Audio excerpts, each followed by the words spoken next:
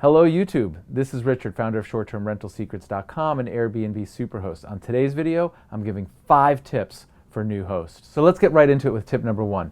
I really encourage you to get into the right mind frame, and that is you're going to have a lot of fun. This is going to be a new experience. You're going to meet some new people, whether you actually physically meet them or not, but just get into the mind frame that this is going to be a lot of fun. I speak to a lot of new hosts and they're worried or apprehensive or nervous about, all sorts of things, and let's try and put that aside. I mean, those feelings are very real, but let's try and focus on like the excitement and the energy and the positive experience, because that's what it's going to be. The second thing is first impressions are huge, not only of your place, so make sure it's like clean and ready for a guest, but also of you and the way that you interface. So we've all had rough days. I mean, I know when I host, I've had a really rough day, or it's raining, or it's late, I mean, there's a million reasons why my head isn't exactly where I need it to be, but you need to get that head on straight when you welcome your guests. Again, whether it's physically, like you're meeting them in person, or whether you're just responding to their questions, make sure that you've got that hospitality mindset and that your head is in the right place. And the reason that first impressions are so important is that they're gonna judge you in a different lens for their entire stay based on the first impression that they make. So if they have a really great impression,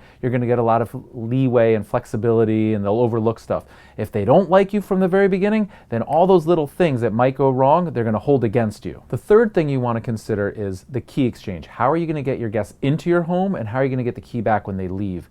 And as we've talked about in other videos, there's really 3 different ways to do it. You can meet them in person, you can have a lockbox, or you can use a service like Key Cafe. Not one is better than the other, but just know exactly what it is that you're going to do and communicate that effectively to your guests. The fourth tip is to be proactive in your communication. Just recognize that these are cool people. They probably don't want to bother you, but they probably do have some questions. So instead of putting the burden on them to interrupt you, just ask them, via communication, hey, everything going okay? Is there anything I can do? Do you have any questions? And oftentimes they'll say, no, everything's great. Thanks so much for checking in. Every once in a while you'll get something like, I can't find the coffee maker or whatever. It doesn't really matter, but whatever's on their mind, they're unlikely to interrupt you. But when you open that door and say, hey, everything good? They may come back with a question which actually helps them tremendously. But most importantly, they're really going to feel welcome in your home and that you actually care. And that's huge. Okay, and so my 5th tip is actually the most important tip.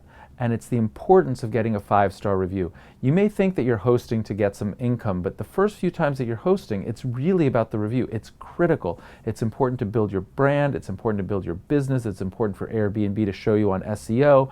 And so just think of the first few times that you're hosting guests as getting your feet wet, having a great time, getting comfortable with people in your home, getting the key exchange and the cleaning down, and earning the 5-star review. And the simplest and the best way of doing that is to literally ask for it by explaining to your guests that just had a great time. I've loved hosting you. I hope you feel similarly. It would really mean a lot for me if you gave me a 5-star review. And just say 5-star, plant that seed, because if you deserve it, you'll earn it and they'll give it to you.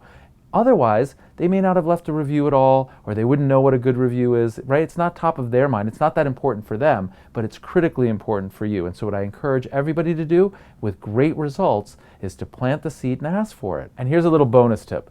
Once you do this a few times, you get your feet wet, you get comfortable with it, you're having a great time, and you've got some 5-star reviews, it's time to start increasing your price. And the best way to do something like that is using a service like Beyond Pricing, which does what's known as dynamic pricing, and they adjust your price every single night based on demand in your specific area and events and things like that. Think of it like what hotels and airlines have been doing forever. Now it's happening in your Airbnb listing. So we're including the link in the description below. All right, cool. I think it's fantastic that you're getting started on this journey. I love being an Airbnb superhost, and I think you will too. So please leave your comments and feedback below, like the video, and most importantly, subscribe to the YouTube channel. We have content coming out 3 days a week, Monday, Wednesday, Friday.